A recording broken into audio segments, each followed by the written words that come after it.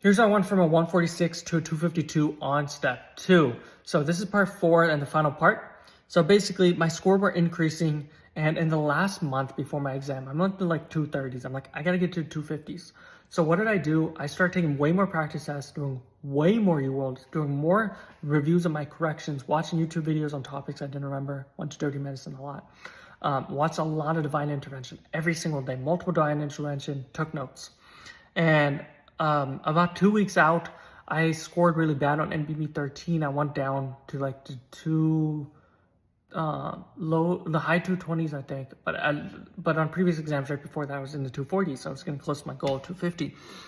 And I was like, oh gosh, I really need to change up stuff. So what did I start doing was I started doing NBME only material the last 2 weeks before my exam. And what I mean by that is the shelf practice exams,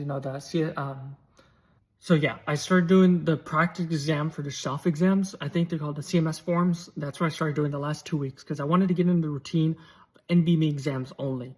And I reviewed the heck out of NBME 13, which I did terrible on, the one that dropped score. And I was like, I need to learn this style in case it shows up on the test.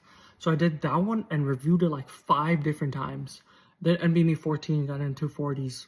I reviewed that one too multiple times. On top of that, at that point, I had stopped taking UWorld self-assessments because I noticed I always do really bad on them. I've always done that even since step 1. But I was like, I have UWorld 2 left. Let me just do that, see what happens. And I scored 218. Terrible score.